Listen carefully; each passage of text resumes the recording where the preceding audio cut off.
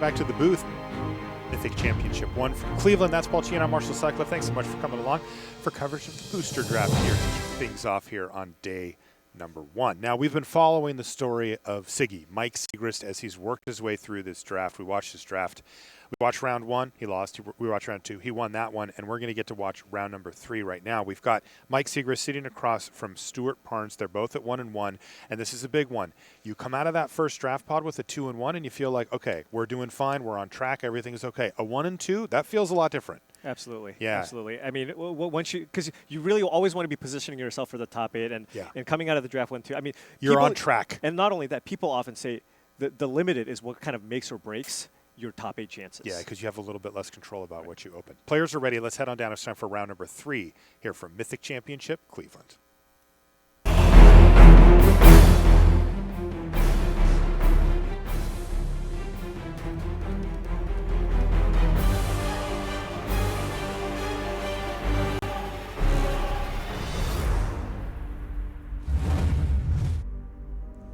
Hello and welcome back to coverage of Mythic Championship 1 from Cleveland, Ohio. I'm Marshall Sutcliffe in the booth with Paul Chian. And we are all set for round 3 action, where we have on the left-hand side of your screen, that's Mike Sigrist from Team Channel Fireball and the Magic Pro League. We watched him draft an Azorius control deck, and he's looking to scrap out a 2-1 with this thing if he can win this match against his competitor here, Stuart Parnes from the United States, plays for Team RIW Hobbies. And again, Stuart's also 1-1, and both of these players really looking to capture that 2-1 coming out of the draft. That is a respectable finish and something that you can look forward to saying, okay, if I can do well and construct it, I'll be off to the races here. A 1-2, on the other hand, is a bumpy start, and so there's actually a lot on the line for these players. Now, Paul, what you see is actually pre-game actions taking place. This is Sigrist has revealed Sphinx of Foresight and is resolving his Scry 3. Yeah. Very, very big here. And I'm really excited, actually, for this matchup because I like both players' decks. They're both, Stuart's playing an Esper strategy with lots of gates, some gate payoff cards. Oops, can't play that one. That was a Senate Guildmage there.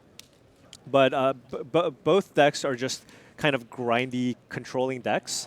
And just curious to see how all the cards will play out. Now, Mike Sigrist, of course, we know has a ton of card draw in his deck, but Stuart also has some pretty powerful, I guess I want to say mirror breaker type cards for the matchup as well. So, what kind of stuff are you looking at from Stuart? What are the key cards that our viewers can kind of latch onto, where if they see it, it could be a big step in, for a win for Stuart? I think the biggest card here is Angelic Exaltation. He's got Angelic Exaltation. And look, in this his is deck. why, by the way. Right. Now, Mike Sigrist has an excellent removal in his Azorius deck because he has 3 copies of Lawmage's Binding, but Angelic Exaltation allows you to kind of sidestep that because, sure, you can use removal spells on some of my creatures, but if you can't, even this Twilight Panther, for example, if this is the creature that stays on the board, it can still attack for tons of damage if you get that Exaltation on the battlefield. All right, so we'll be keeping an eye on that to see if Stuart Parnes can find his copy of Angelic Exaltation. He's got a few other things that work well in a matchup like this. This, to me, at least on paper, looks like it's going to be a very interesting fight between these players. Mike Sigrist with that, well, the quickest start his deck can have, which is the Caracal there. He's going to trade it off for the Panthers, so Catfight, and then boom, we've got the Senate Courier to follow up, and this is more typical for what Mike does. Right. I will say, though, Mike really does kind of just want to play against these slower strategies. That's kind of what his deck was setting up to do with all the counter magic in his deck. So he has to be feeling reasonable about what he's seeing so far. Boy, but Mike really has struggled somehow with his blue mana from what we've seen. He's got 3 copies of Thought Collapse in his deck and just really has often struggled to keep them up. And once again, he's missing a second blue mana source, so he's going to play Sphinx's Insight on his main phase here. He's going to get that 2 life point bump and try to dig deeper into his deck. And once again, he didn't find it. It ended up being a Plains that he found. But he actually has a spell he can cast with it. He's going to Sky Tether the Azorius Night Arbiter. But this is all playing into what you mentioned before, where if Stuart can kind of move things forward and end up finding himself in a position where he can land Angelic Exaltation, he only needs one creature, one creature that's able to attack, and his board will likely just be littered with other creatures that are locked up under various enchantments like you see right here. And Stuart's got to be really excited that Mike Sigrist hasn't been able to find that second island, because he knows Mike has that Sphinx of Foresight in his hand, but he's just unable to cast it. Yeah, you know, another thing that's interesting about the way that Stuart's put this deck together is it's a fairly greedy build. You know, he's playing a Basilica Bell Hunt in this deck, right? Even though he's primarily Azoria, so he's kind of splashing a little bit. But he's got gates to do it, so it is well within reason. But more importantly here, he will actually have time to find his mana in this matchup. So this will actually benefit Stuart going forward. But look at what's happening here. Mike Sigrist has fired off 2 copies of Sphinx's Insight, so he's just slowly grinding and getting ahead in terms of just raw cards. I see a Colossus in hand now for Stuart, and while the shields are relatively down, we may see him just fire that off.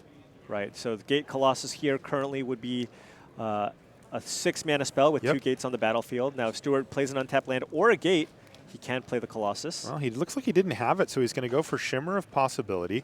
Stuart is playing what is my favorite and most drafted archetype, which is Esper in this, and I like the way that he's done it. I think it's appropriate to be a little bit greedy with these decks and push the boundaries of your mana a fair bit, because you can play mediocre late pick cards like Shimmer of Possibility, which really go the distance in decks like this. Right, it even just helps you fix your mana. Which is what he's doing here. I think he took a swamp, right? Yeah, on top of that, specifically with the Esper color combination, the amount of just great splashable cards, there's just a lot of overlap between those color combinations. Cards like the Arbiter, cards like Law Mage's Binding, all those cards you would splash even if you were an Orzhov deck. Or go the other way, right? You would play Grasping Thralls and Final Payments in any combination of of these colors. So I think that's another reason why people really favor this specific combination if they want to go 3 colors. You see, for example, I think you see Esper control decks far more often than you see like a Teamer deck. That's right. Now this is an interesting situation too. Another way for Stuart to take advantage of the type of removal that Mike is running is Bloodmist Infiltrator. He now has multiple attacks where the Bloodmist Infiltrator will be unblockable at really no strong cost to Stuart. And Mike, it looks like he's pretty far ahead in terms of cards, but not really putting a lot of pressure. But he does find the second blue source here for the Sphinx of Foresight. Does Stuart Parnes have a removal spell? He has done a good amount of digging already. He's sacked a Locket. He's played a Shimmer Possibility. He actually does have a removal spell, though it's not the one that he wants. He has Summary Judgment in his hand right now, but unfortunately, he will have to take a hit from the Sphinx before he's able to even attempt to fire that off. All right, and we'll see if Mike has a Summary Judgment of his own, but it looks like he doesn't, so this Bloodmist Infiltrator will crack in for 3, though I will say that Mike, being at 24 life, that's a long way to go. And there it is, Gate Colossus, one of the stronger uncommons in the set, and Mike is going to need to find another one of his answers. I believe he already has another copy of Law Mage's Binding in his hand for it as well. Right. Yeah, there it is. And that is the absolute, one of the best answers. It might just be the best answer for Gate Colossus in the format, because if you do use an actual removal spell to get it into your graveyard, most decks will eventually just be able to find another gate and put it back on top of your library. How annoyed do you think Sigrist is right now, though? Why is that? Well, because Stuart has a way to put it back in his graveyard. Oh, the Bloodmist Infiltrator, and he even gets to get a little value off of it. Right. That's going to sting. But also, at the same time, Mike doesn't really have a choice here, right? You can't take hits from the Colossus. You cannot just take hits from the Gate Colossus, so he might just need to fire that off. Look at Mike not attacking with his Sphinx of Foresight here, just leaving it back. And I think what we're going to do is see him cast Chillbringer here to tap down the Gate Colossus and try to run Stuart out of creatures to sacrifice so that he can maybe find an answer for the Bloodmist Infiltrator before firing off that Law Mage's Binding. Mike Sigrist is just a master at this stuff. But what's actually interesting here is Mike actually has a Summary Judgment in hand. So he could have played Summary Judgment on the tapped Bloodmist Infiltrator and also play Law Mage's Binding on the Gate Colossus, but he actually wanted to put a little more pressure on the battlefield by playing this, playing the Chillbringer. I mean, that is so insane. Normally, you'd think I just need to do this, but Mike is just one step ahead and taking advantage of every tiny edge that he can squeeze out of this game. I'm so impressed by the way he plays. 6 mana. Is this an Archway Angel? Ooh, this is a lot of life, or 4 life. It's 4, but 4 still, life. that's a good amount. I don't think that Sigrist cares particularly about the life, but the 3/4 flyer's nice. And was that no attack there from Stuart? Right. He could have sacked the Arbiter, but chose not to. Because, keep in mind, that one doesn't have a binding on it. That one actually can still just block ground creatures. Right, of which there are none. There are none, but you don't know that necessarily. And Mike is at a pretty comfortable 21 life, so it might be better to just have more creatures in play for the potential of drawing something like in Angelic Exaltation. But Sigrist wanted him to attack so badly there, because now the window has closed, and if Sigrist is forced to use a Law Mage's Binding on the Colossus, that is not a long-term game plan thanks to the Infiltrator. Now, Mike does actually have a plan that will work, but it requires using 2 Law Mage's Bindings. If he Law Mage's Bindings, then Stuart attacks, then he can fire off the Summary Judgment on the Bloodmist Infiltrator, and then when the Gate Colossus eventually comes back, he will have an answer for it. But that is not a clean way to do this. Yeah. Also, keep in mind, Stuart only has 2 cards left in hand. It's very. The thing is, if Stuart had a gate, there's a possibility he would have played the gate last turn just to gain an additional 2 life off the Archway Angel. So, you know, there is also just a chance that Stuart just doesn't have another gate to get back the Colossus. Yeah. Now, I think that, like, that's reasonable to assume for the moment, but not for the rest of the game. Right. Right. And look at this, Mike. Oh, he's not doing this pedal at to all. the metal here. He is ready to just crash in and just try to race Stuart because he sees kind of that inevitability, right? You see that Gate Colossus on the battlefield, so you know that at some point, if you do try to drag this game on a little bit longer, Stuart will eventually find a gate to put that Colossus on top, and Mike doesn't really have a lot of great answers to it. So, yeah, I like this play. Mike just putting Stuart now on a 2-turn clock, it looks like. Yeah, but we're going to see Stuart crack back here very nicely in his own way because he gets to now use his own Summary Judgment to take down that key flyer, the Sphinx of Foresight, and this is a good step in the right direction for him, though he is going to need a bit more than that. Right. And does he? It looks like there's also Basilica Bell Hunt, so I think he could do both. That's right. So that's an important step for Stuart Parnes to try to fight his way back into this game because now Mike has really kind of done what he's going to do, right? I mean, those were the big interactions that he had access to, and Stuart looks like he's just going to chip in. If it's a free attack, he says, I'm just going to not even bother sacking anything, which signals to Mike that he doesn't have a gate in his hand, and there's the Bell Hunt. Right, and this is going to gain him some very important life here. Put another threat out onto the battlefield here, so this might kind of halt the aggression from the Senate Courier. The untamed aggression from that 1/4 flyer.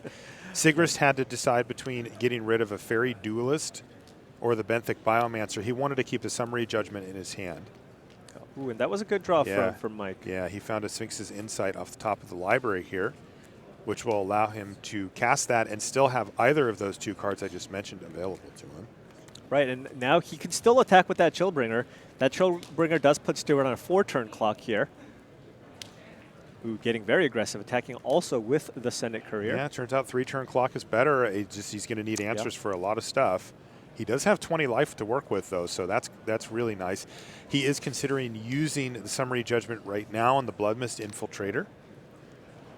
That would disallow Stuart the ability to sacrifice the Gate Colossus, but Mike says, you know what, he doesn't have a gate right now. I will take my chances and just produce another flyer and a land and pass the turn back.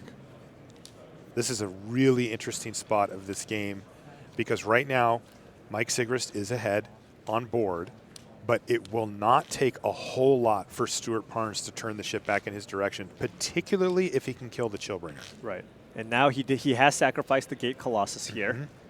And it looks like he's going to spectacle out a Blade Juggler after this attack. Yeah, if he finds a removal spell, he could be in good shape here. Yeah, again, we talked about one of the weaknesses with Mike Sigrist deck is just not a lot of ways to win the game, not a lot of threats. So if Stuart can find a way to get that Chillbringer off the battlefield. I think he drew a Chillbringer. He did. That was a huge draw for Massive Stuart Parnes. draw for Stuart Parnes. putting him right back very much in this game, locking out that opposing Chillbringer and making it so that Mike has no good attacks anymore. So Stuart at a comfortable 7, and he's ahead on board now.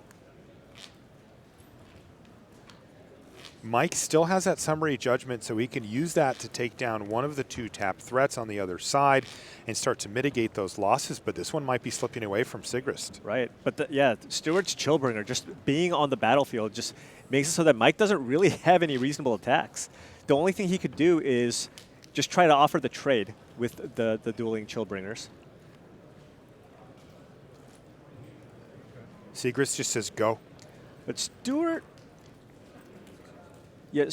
does have, I guess he can still attack with the Bell Hunt and the Juggler and be willing to trade off the Juggler with Concordia Pegasus if Mike Sigrist chooses to double block the Blade Juggler here with that attack. Which he most certainly will, right? Because he kind of needs to try to set this up for the next turn.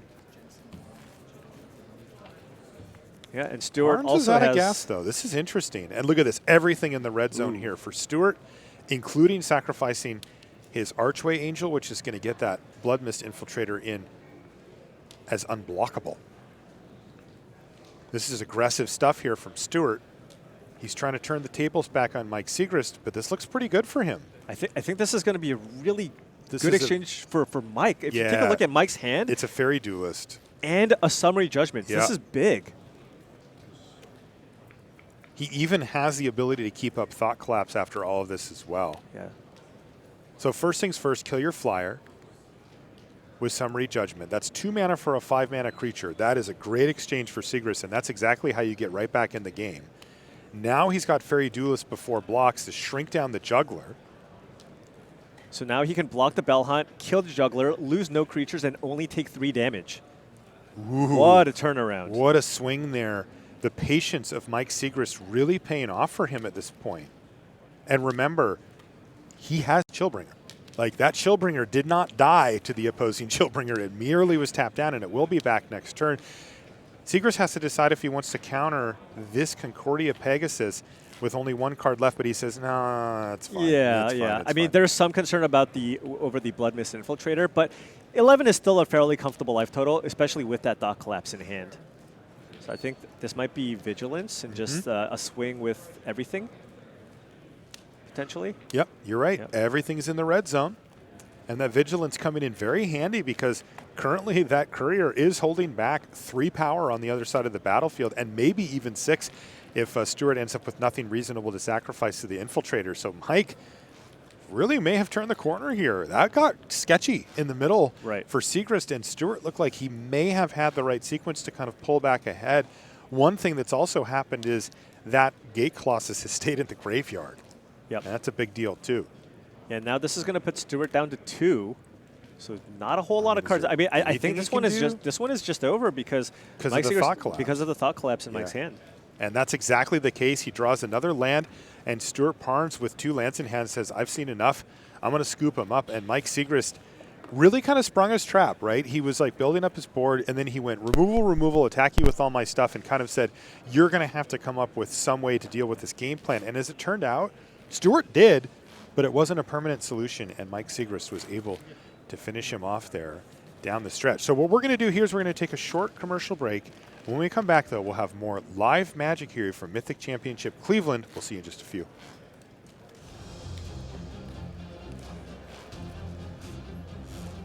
By the way, I love when this type of matchup goes into sideboarding because people go real deep.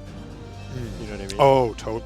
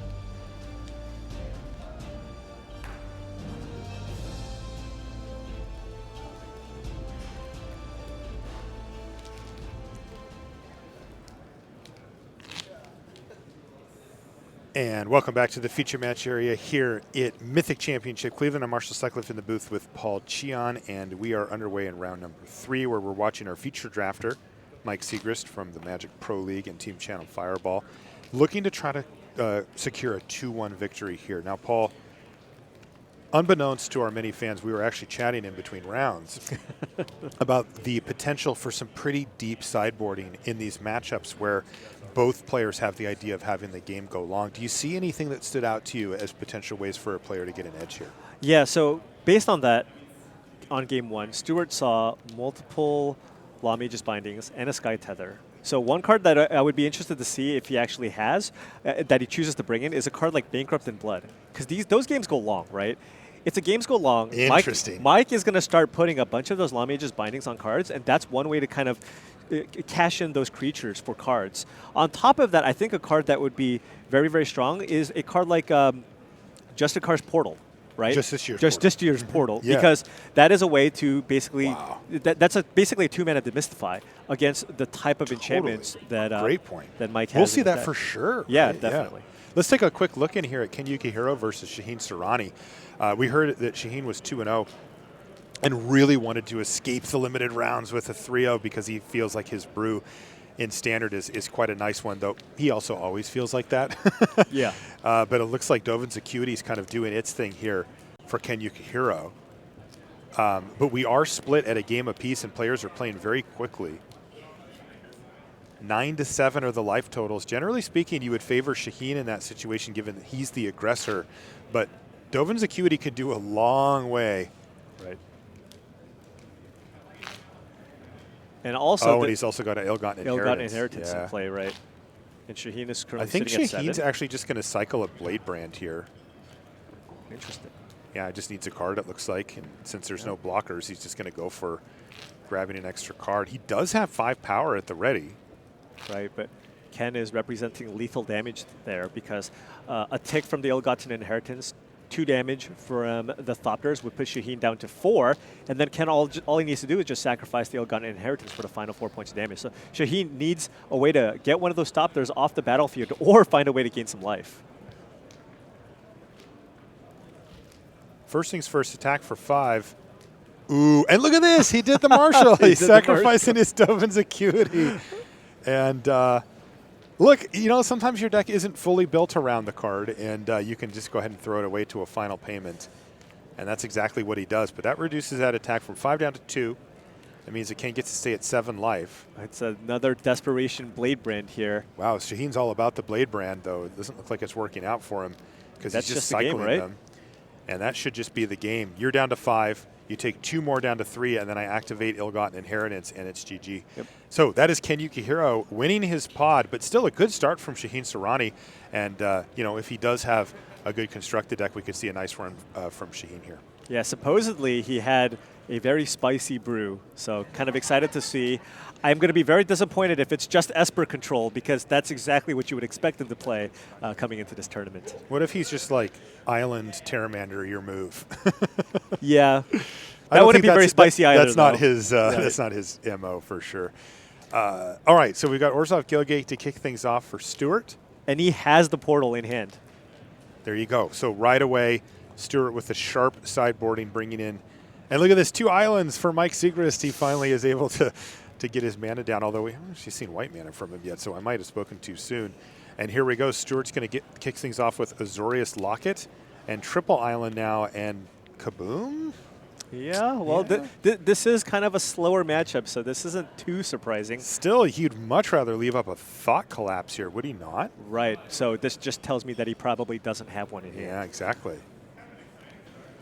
And here we go, turn 4 on the play for Stuart Parnes, and he's got the Azorius Night Arbiter down. So significantly ahead on board, although there is a Plains now from Mike.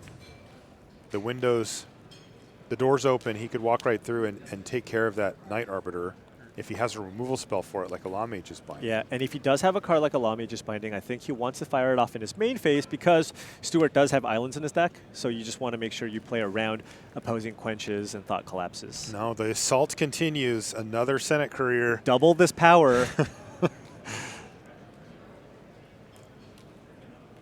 This is going to be... Got the 9-turn clock in effect here for Mike Sigrist.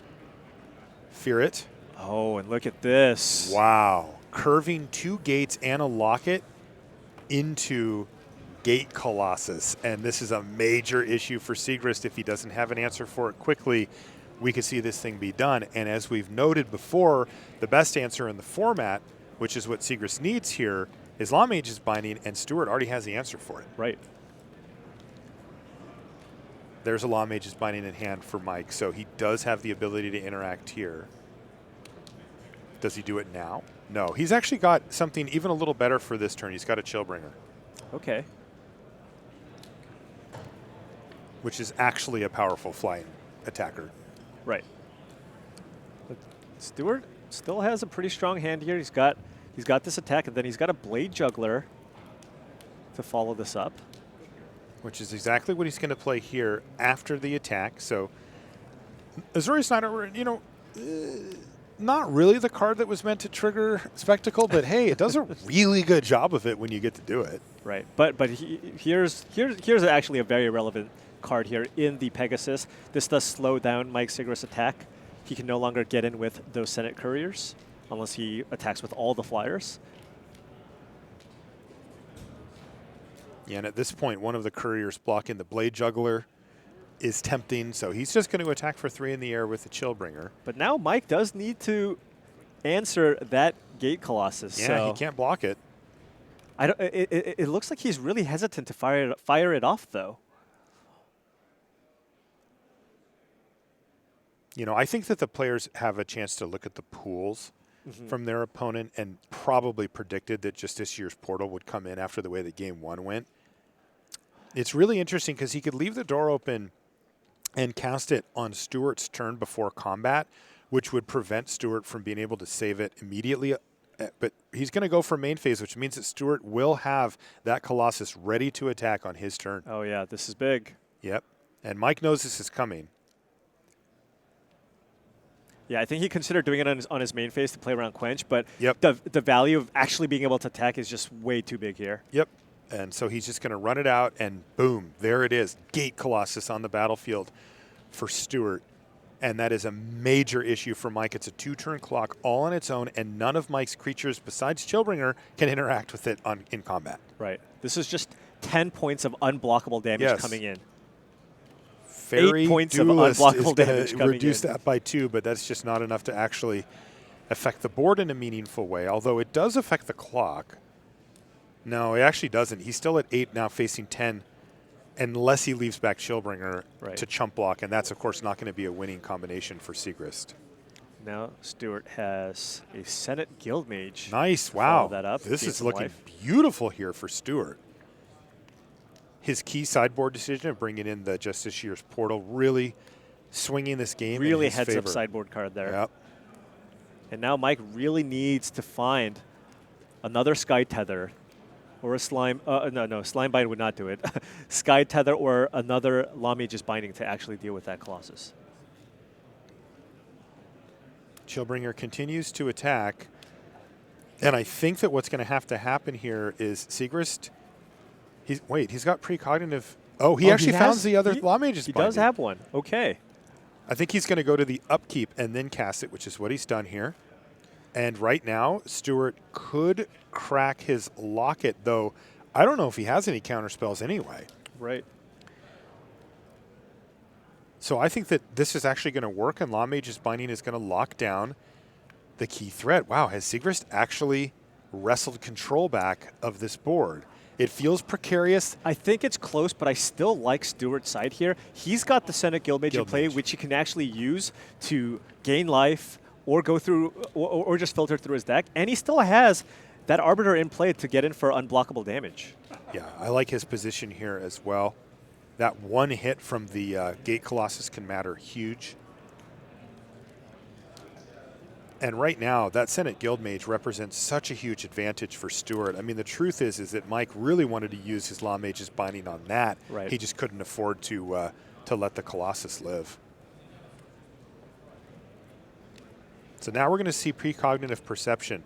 And this is a situation that we described earlier where now lands are not what Mike wants. And so casting in your main phase has a huge upside. Yeah, so this is the point of the game where Scry 3 is basically close to a full card. I think This bottom all those, right? Looks like he kept a card. He's keeping Thought Collapse. Wonder if Thought Collapse is really what he wants to see at this point, though. Ooh, hello. Okay. How about some Sphinx's Insight action? Right, but he doesn't have Thought Collapse up this turn. He does still have an attack here if he wants with the Chillbringer. Can't get in with any of the other creatures. Stuart will also be able to crack his Azorius Locket here. Wait. Oh, he found a Okay, Watchdog. I I thought he one drop? Well, I thought he found the Sky Tether, Okay, which would have been excellent. right. Instead, it was the Watchdog, which is doesn't really do much here. Right. This is big now for Stuart Parnes. He's going to crack this Locket on end step, and he needs to find something to stop that Chillbringer. If he does, he could be in pretty darn good shape here. Right, but it can no longer be a spot removal spell because of the Resolute Watchdog. Right. But he found a really, really powerful card here. He found a Blood Mist Infiltrator. Ooh. Now, if he's holding a gate, he can use the Blood Mist Infiltrator's ability to sacrifice the Gate Colossus, play a gate, put it on top, and I'm not sure, but he might even be able to use the Senate Guildmage to loot, draw the Gate Colossus, and then play it for the turn. Yeah, I mean, he needs the ability to sacrifice, though, the guy now. Oh, right, and it's an attack Right. trigger. It's not a combat trigger. But still, Right, that is a plan that he can set up. He also has a Gateway Sneak that he's playing, and you mentioned if he has the gate, and he does. So this is the setup. Right now, Stuart Parnes is able to win this game quite easily if it goes for a few more turns. He just needs to survive. Yeah, and keep in mind, Stuart just doesn't need, like, the life gain ability on the Senate Guildmage is extremely relevant here. Yeah, I hate using that ability because I love looting, but boy, it makes a lot of sense here, But in doesn't close it? races like this. Yep. And this is a very, very close game. Mike Sigrist now is going to cast Sphinx's Insight on his main phase, go up to 6. Ooh. It's about as close as they get. Yeah. He brought in Screaming Shield. Ooh, okay. Against the Gate Colossus, it's always precarious, but... Right. But this is one of those very slow matchups. Another thing to consider here as well is that if Stuart needs to, he does have the Concordia Pegasus to chump block once. Right. It may be that time already, right? Because next turn's going to be disgusting for Stuart. Oh, what is this? It's another Sphinx's Insight. Because Stuart can do the play that you made. Let's see, can he play the gate first? He might just loot now because he didn't take damage. Mm-hmm. So he might just loot because if he finds an Angelic Exaltation, he just wins the game.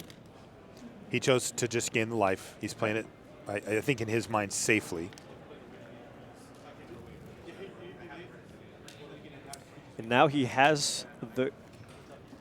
Oh, this is kind of awkward. It doesn't work quite the way you Right. want. Yeah, because he wants to play the gate first to trigger the Gateway Sneak and make sure that he can get the card and the 1 point of damage in. But the problem is that he needs to play the gate after the Gate Colossus is in the graveyard, and the only way to get it there currently is from the Infiltrator, which is I don't think he has a lethal attack. So if he gets in with the Arbiter, the Infiltrator, and let's say he played a gate for the Sneak, that's 6 damage. It's so close. So he's one off. And this is why, by the way, Sigrist said, well, I have to play both of these on my main phase and tap out, even though he has cards like Thought Collapse in his hand. Yeah, so it does make sense to me to maybe just get in for 5. Oh, no, okay, he's doing it. He's going in for 6 here. Yeah, the difference Most of the between cards. 5 and 6 isn't super big. Right, but he doesn't have another gate in hand to actually get Right. back the Colossus. Right, or to trigger the Gateway Sneak next turn. Though he is drawing a card. Right, right. So let's see what he finds with it. He found a gate. Okay. Beautiful. He's got another Concordia Pegasus, and things are looking very good for Stuart Parnes. That was a great 2-turn sequence for him. Putting Mike Sigrist in effectively desperation mode. Oh, he finally found the Sky Tether. Is it too late? Yeah, that's what it seems like to me. Because he I needs thought to be able Mike to was kill going, both creatures. Right, didn't Mike take... wasn't Mike at 8? I thought he might have would have been at 1 now. 3, 4, 5, 6. He took 6. He was. And he was at 8. he was at 8. I thought he was at 7. Sorry. Yeah. But he needs to be able to kill both the Azorius Knight Arbiter and the Blood Mist Infiltrator, and that's just to, not die to the Gateway Sneak. Ooh, and I mean, he's got a lot of stuff here. He has Sky Tether and a Slime Bind, so he actually can deal with. He can do that. Both of the unblockable creatures. But he is no longer applying pressure. Yeah. To Stuart's life total, and that's a big problem. And Sky Tether is really big on the Infiltrator because that also removes the ability for Stuart Parnes to sacrifice his creatures to maybe recycle that Gate Colossus.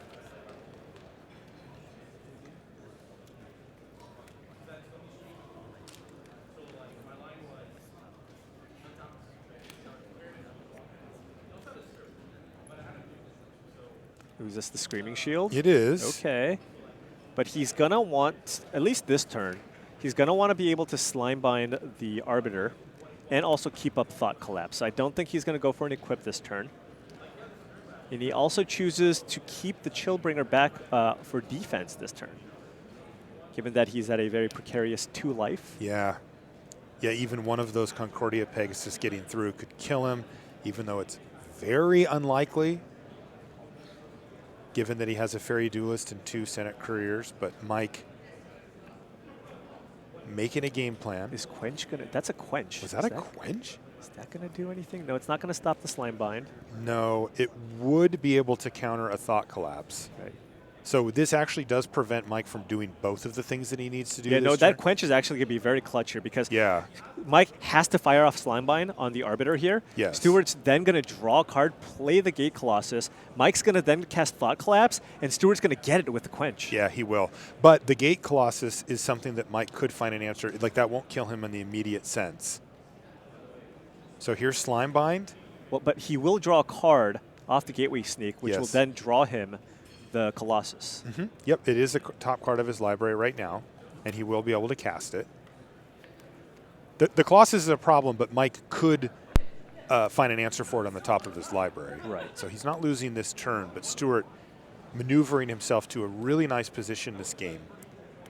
And there's his Thought Collapse, and now Quench off the top of the library from Stuart Parnes says, no, sir. And that means the Gate Colossus is going to resolve for Stuart. Big trouble here for Mike Sigrist. He did win game number 1. It was another Thought Collapse. That's not going to get it done. Is he going to start milling him? I don't suppose How many cards does Stuart have left in his deck? He probably has, over 15, yeah. Right? He hasn't drawn a ton of cards. No, he's got 18 cards left if I count correctly. Okay. So he will not, there's not nearly enough mana. Just in case. Keep in mind. Yeah, 18. Let's see. No, Mike is actually not just dead because he can chump block for 1 turn with the Chillbringer, so he's on the mill plan here. He actually needs Stuart to cast a spell here so that the Thought Collapse can add to the... And he did. He just ran out the Fairy Duelist. And Mike might need to... I think Mike has to counter this. I mean, he just has to, because right? This is... the only reason Stuart does this is because it leads to a lethal attack.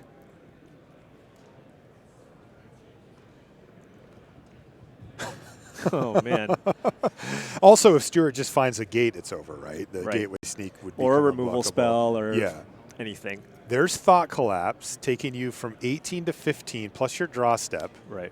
So 14. It still feels like it's pretty far away, even for Screaming Shield and a bunch of mana. But it is a must counter for Sigrist, so he does. So there's 5 blockers on board. Maybe just a gate here for Stuart? Make this easy for him? No. Gate would do it, although he's got 5 in his deck and 4... Wait, he's got all 5 gates in play. He doesn't have any more gates. So no gates. Okay. No gates. He found a Plains. But he can still... He can loot. But he has to be mindful. He has to count his deck and make sure somehow Mike can't just mill him out here, because he can, with Screaming Shield, he can just move them around. Yeah. Oh, he's just going to attack with everything. Is this a lethal attack? It's 6 creatures. 6? Yeah. Oh, it is just a lethal. Yeah, it is just a lethal attack. Yeah. Okay. And Stuart just says, you know what? If you have something, fine. I'm still coming out well ahead on this attack. Right, and he can't die to the attack back either. And so Sigrist on the way out says, let's see what else you sideboarded, my friend. And wow, and he did. boy, he had a Scavenger there as well, another great card against Mike's removal suite. And well done, Stuart, maneuvering himself to a win and really flexing that sideboard. That just 6 years portal going back early led to that one attack step with the Colossus, and that actually made a huge difference down the stretch, excuse me. Like, imagine if Sigrist was at 8 more life there. Right? Like, that's a lot of screaming shielding happening if he gets a big buffer like that. Yeah, and that was a very, very timely quench. And even cards like the Guild Mage, right? Like, it takes so much for Mike to actually have enough power to attack through. Like, there might just be too many targets for the bindings. And on top of that, the fact that Stuart has answers to the bindings after sideboard, and really strong options too, right? The portal is one of those things, but even the Scavenger, for example, like, you just don't run it out. You just wait for Mike to play out his arrest effects, and then you have a 5/5 on the battlefield. And Mike's deck has a really tough time just dealing with giant creatures. Like 8/8s? 8/8s, 5/5s, 6/6s. I mean, Gate Colossus is really a nightmare for Mike. Like, none of his creatures can block it. It's funny, too, because when Mike drafted his deck, I bet he was just like, Gate Colossus, at least I'm good against that one. Yeah, I have a Sky Tether and the 3 Law Mages binding. Let's do a quick count here of the cards that he main decked, the creatures that can block Gate Colossus. Not profitably, of course. That's not the name of the game, but is it 2? Oh, he's got the Arbiter. Wait, is it greater than 2? Mm-hmm. Okay, so it's got to be 3 or more. So it's just 2. It's Chillbringer and Sphinx of Foresight. No, you forgot one. Oh, trained Caracal. Prowling Caracal. Prowling Caracal. His key card. My guess is he sideboarded that out. Yeah, I think you're right. Boy. So he has the option. So actually then, if he sideboarded it out, he can't even multi-block with any combination of his creatures to kill it. He has to lean very heavily on his removal spells and also counter magic. Yeah, I'm just saying, like, even in theory, he can't put 8 power in front of it. Honestly, it seems like the best route to victory for Mike is the mill plan, which is why you saw that Screaming Shield. Yeah, I like that a lot. He needed just a little bit more room there, and he might have been able to get the job. It is just very dicey, of course, because if he does fire off a Thought Collapse like turn 3, and then a Gate Colossus does get milled, then he's in a lot of trouble. Yes.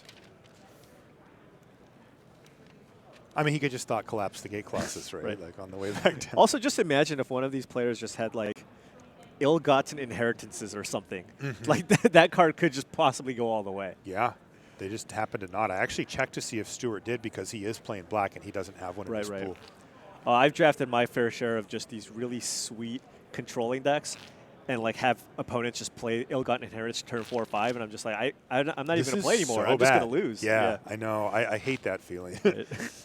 It's almost as, like, the level of that feeling, though, is very similar to when I'm playing, like, a Gruul beatdown deck and my opponent plays ill-gotten inheritance, and I'm like, right, exactly. Attack you for 8. Yeah, you just don't care about it. Yeah, I mean, it is just death of 1,000 stings. It is, yeah. It's just that when you're trying to make the game go to turn 26, those stings add up. Right, exactly. Yeah. Can't beat it. Yeah, that's another reason why I think Mortify is such a powerful card in this format. It's always powerful, right? Of course. Instant speed, unconditional removal is great, but that enchantment clause comes up way more often and against the cards you really care about very often. Yeah. Absolutely. There's lots and lots of just very, very good targets for the Mortify that are not creatures. There's just lots of good enchantments for sure. All right, looks like we're underway here in game number 3, so off we go. Will it be Stuart Parnes? Will it be Mike Sigrist? We're going to find out right now as we wind down our limited coverage here at the Mythic Championship in Cleveland. We'll be transitioning to standard after this round is over. And there goes all the attacks. Sit back and relax, because there will not be any attacking for a little while here from players. Oh, and Stuart has the card that I was talking about before the match even started, I believe. I think he's got that Angelic Exaltation in hand. Oh, yeah. So he can sneak that one through at some point. Speaking of sneak, he just drew a Gateway Sneak. Not a bad combo with that card either. Right. So Stuart at this point just kind of figuring out which card he's going to run into a counter spell. Yeah, so this is interesting because we're actually going to get a chance to see whether he wants to risk it at all. He does have Quench in his hand. Or what his least important card is. It looks like Spirit of the Spires was his consideration. Is he going to quench this? I think you do, right? I mean, you pretty much quench anything, right? So. I think you do. Like, I actually would quench that, but he didn't. And there was that pause, so Mike might also just suspect a quench, and he also got quenched. So Late game quench, the worst kind of a quench. So now you have to expect even more that Mike is going to play around it. So I would probably be more inclined to just fire it off when I can. Dude, I would snap it off because Sigrist will torture you with that quench. He will leave it in your hand for the rest of the game. Right, and this is a Chillbringer. This is a test Chillbringer. And Sigrist says, sure. And I have to think that Stuart's like, okay, I guess I'm happy about that. But, like, yeah, but the quench window is closing very quickly here. Another Sphinx's Insight means that Mike is just not missing land drops anymore. And here comes a Senate Courier, which just stops everything. And he's left up Thought Collapse mana as well.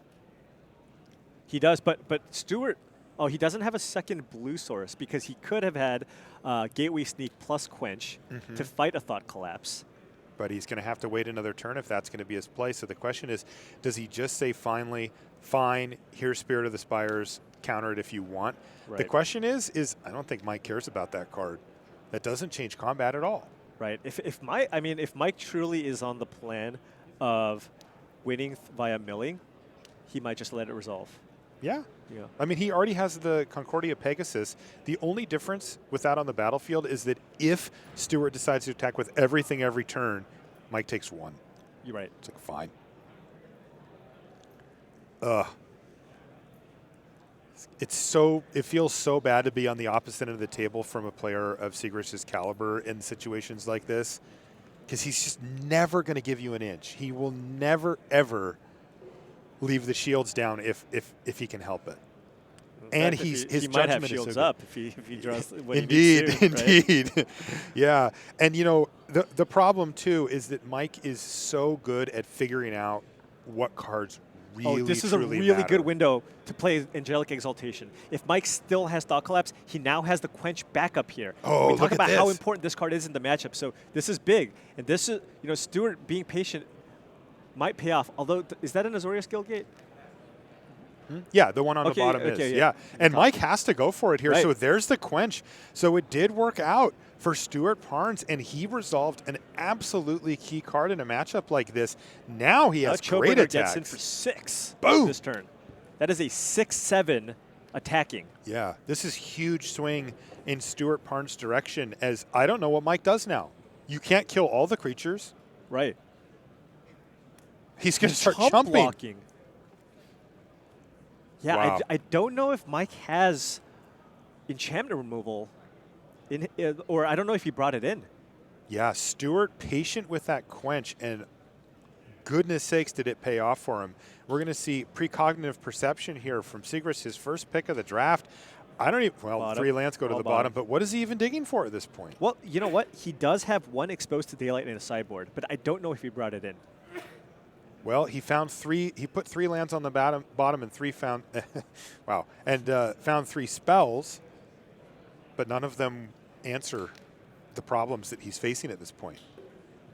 He can buy himself some time, but yeah, it gets really awkward. Like he found a Law Mage's Binding. That's really awkward against the Angelic Exaltation because you have to play it before combat. Opponent goes, oh, fine, I'll just attack with this other thing. And that's another big threat from Stuart. That was an Archway Angel. Yeah. And Stuart is going to be incentivized to just play out all of his creatures pre-combat because of the Exaltation on the battlefield. There's a Gateway Sneak in his first main phase. That's the only one he can cast here. So, again, in comes the Chillbringer. Now this is an attack for 7. And it's not getting any lighter. 7/8. Looks like we're going to see a Fairy Duelist chump block. Just to take less damage. Maybe he chump blocks. He could also take 5 here. Yeah, I think he's just going to chump. We'll see, though. Nope. He's going to take it. Down to 13. Pass the turn back, but I just don't see a way out unless Mike thought ahead and brought in Exposed to Daylight. He has to find that card. Otherwise, you mentioned it before the game, before the round even started, you were talking about Angelic Exaltation being a killer in a matchup like this, and we get to see it now. Right. So here we go. Can he find an answer? Land? And I really... That was Exposed to Daylight. Was it? Yes. I was just going to say, I love the way Stuart's actually played out this game. Being patient, setting it up, where he would have Quench backup to resolve the Exaltation. Now, if Mike did find that exposed to daylight, he's still in it. He found it. Wow, I can't believe it. Mike Big Sigrist draw. actually found the answer. I'm like, right, the card right behind is exposed to daylight. That is an exposed Wow. to daylight. Wow. Big draw. Huge find there for Mike Sigrist. Interesting. Yeah, No upkeep or anything. Right. In fact, is he actually considering waiting another turn on this? It plays around Quench, and it gives him a chance to find a Thought Collapse, and he does have some life total to play with here. Sigrist very smart using Sky Tether ahead of time. That's going to save a card here. All right, now he can fire it off because Yes. of the Angel. Yes, so now the shields are well and truly down here, and we are back to business. Mike can just fire this off on the main phase and blunt the assault quite cleanly. And There it is. Look at that sideboard card. I mean, to be fair, Mike has cast 3 Sphinx's Yes. Insights and a Precognitive Yes. Perception and scry 3 cards to the bottom. Yeah, so he has dug, but he found it. Now the interesting part here, Paul, look at the clock. We're at 30 seconds left in the round. Oh, yeah. This could be a major issue for these players. You know, picking up a draw here, not what they want. Yeah. Need to speed it up. Mike actually really wants to find Screaming Shield. That might be the Yes. fastest way he can actually reasonably I think you're win right. this match. It's slow, but it's fast enough. Right. He's going to pass the turn back with 4 seconds left on the clock. Once the official time, ooh, was that Gate Colossus? Stuart might have a chance here, but Okay. I think Mike has a Law Mage's Binding, so I better. don't think that's going to get it done.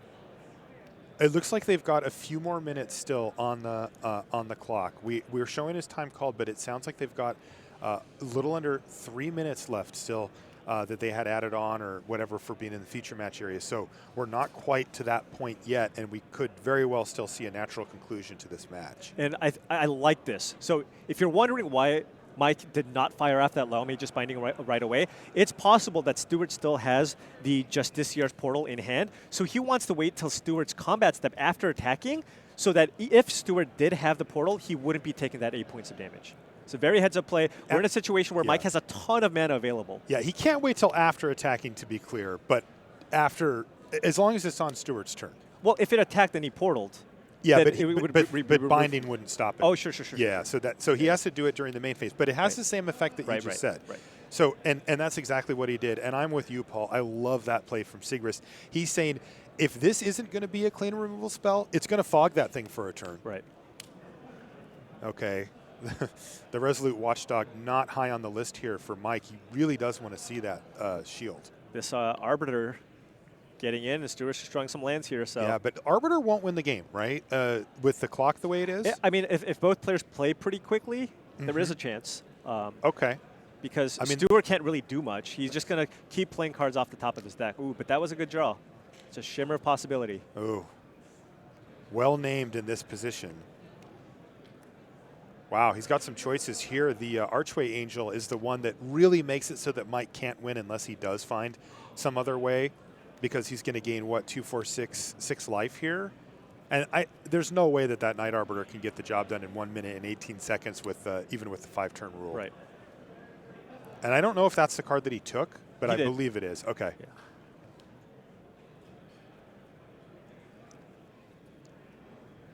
So that is 6 life to be gained for Stuart. And it looks like he's just going to go ahead and Thought Collapse it. Okay. If anything, it just goes towards his mill plan. Yeah, and Mike's game plan, very clear. Oh, there's the Bankrupt in Blood. You called it, man. Wow, you were all over. I love that Stuart went deep into the sideboard as you predicted. Okay, he needs Screaming Shield. And you can tell, like, Mike's playing at he just drew blistering Screaming speed. Shield. Okay. Yes, he just found Screaming Shield off the top of the library, and now all of a sudden he has this mana sink that he can use to start throwing he's it gonna on move it different creatures. around. He should activate it now and move it on to something Yeah. else. Although, is he 1 mana short from reactivating? Yes, he is. Yeah, it's 2 to activate and 3 to move. Okay, Yeah. so I guess So he's maybe just gonna there's no point then. If he had 1 more mana, we'd for sure see him do that. But he may as well leave the mana up at this point, especially because he has stuff to do. Now, if he has a land drop to give, then we very well may see him do it. And now that Mike is thinking, I mean, we are gonna just go into turns here. Yeah, he Yeah, won't yeah. be able to pass the turn back prior to that. and I think he has plenty of time to mill him out. He does have a land drop, so we're going to see him activate the Screaming Shield. Well, I should say activate the creature. Oh, that was a very, very good mill there. Yeah, and now he can move it and then just pass a turn. Right. And Stuart might be able to get some damage in now because a creature is tapped. But his attack force is just so not where he needs it to be right now. There's just this year's portal. Okay. So we could use that to save the Colossus. But it gets a little bit awkward here because Sigrist does have another copy of the Law Mage's Binding that he can use to then relock it down again. Yeah, but Stuart might be interested in firing it off main phase to play around Thought Collapse, which he's seen multiple copies of. Yeah. And Mike just didn't have the luxury of keeping up the mana for a card like that. Right. I mean, Mike is playing for the win here, so he needed to move everything around. And look at Stuart's also doing the same here. You're going to try to mill me out? Well, I'm going to try to kill you. Let's see what happens. Yeah, and this is interesting because Mike actually does have a copy of Slimebind in his hand, but he would rather activate Screaming Shield. He's done some counting. And there we go. There's just this year's portal. But honestly, Mike's going to say, sure. Yep. You're going to save that, and then I'm going to put one right back on it on my turn. And in the meantime, each mill matters here for Mike Sigrist. We're going to see a Screaming Shield victory here, unless Stuart draws something ridiculous. Yes, he needs to find either one ridiculous thing or a string of ridiculous things, or else Mike is going to be able to just manage his mana effectively here and use Screaming Shield as effectively a way to turn his mana into a win condition that doesn't require combat. It is a very strange way to win a game, but in matchups like this happens. Yeah, and I mean, this is my favorite part, just like seeing these people, these players just like go really deep into their sideboards and figure out what the true win conditions are once the games go down to this type of state. Yeah, I've been really impressed by both players here. They really understood this matchup. Stuart went super deep into the board very correctly, I think, and I'm really impressed by that. And I'll be honest, I kind of expect it from Mike at this point, having watched him play for so many years. But still, you know, this Screaming Shield's out of the board, and it looks like it's going to win him the match. Yeah, even Stuart setting up the resolution of that Angelic Exaltation, I was very impressed with. Playing around counter magic when he can, finding the right window to actually get it to resolve. Mike had to find that exposed to daylight, or the game was over. Yeah, and it took everything he had. It was only a couple of turns before he would have been dead. So we see activate Screaming Shield, then move it over to another creature. So how much mana does that leave him with? 3, 5, 7? So he can activate, move, and activate again? Right, but he is at 11, so he does probably want 3 mana up for Law Mage's Binding. I think that he's pretty well clear of the ability to mill Stuart out. I don't think that that's going to be the problem within the turn. It's just surviving It's this his turn. Life totals, yeah. But there's a Law Mage's Binding. Yeah, and I think Mike has this game if Stuart can't have that many cards left in his library. Right. And he's going to get milled for 3 and untap. And then I think Mike can probably just go mill you, move it, mill you, maybe even do it again, and then that's just going to be it. Right, and he even has the Slimebind here, and still has the ability to activate the creature with the Screaming Shield. Yeah, well, he can do one or the other. Well, he played the Slimebind. Oh, gotcha. Right. There it is. Yep. So, yeah, this is just Mike locking things up because you know what? Stuart has 2 lands in his hand, and this thing is done. Sigrist is going to get a quick count. We got the count. 7, it looks like. So 3 activations. Yeah, and that's going to do it. Stuart Parnes extends the hand, and Mike Sigrist really puts on a show here. But I do want to I want to make sure that we recognize how well Stuart played in this match, and also the way that he managed his sideboard and brought in the things that he needed. He just ran into, well, Mike Sigrist. Yeah, I mean, this was truly a match that was kind of determined by those sideboard strategies. We saw in Game 2, just this year's Portal being the key card for Stuart to actually win. And then in Game 3, he almost got there with Exaltation, but then the Disenchant from Mike Sigrist was what was necessary for him to come back from that game. And then the Screaming Shield, of course. And then the Screaming Shield that he needed to find as well. But we have to give Mike credit because he cast so many card draw spells to find them. It wasn't like he was just like, well, I hope I get there. You know, it was like cast a thing, bottom 3 cards, cast another one. Yeah. And he eventually he cast all 4 of his card draw spells within the first 20 cards of his deck. Yeah, so that's 2, 4, 6 plus 3 to the bottom and 3 extra cards. Right. Tons of stuff. So great stuff from the limited portion, especially those down the stretch. We know that you limited fans love seeing those type of games, and that counts us in that mix. But we are now going to start transitioning over into the standard portions. First, though, we're going to set that up at the news desk, and before that, a quick commercial break. We'll see you in just a little bit.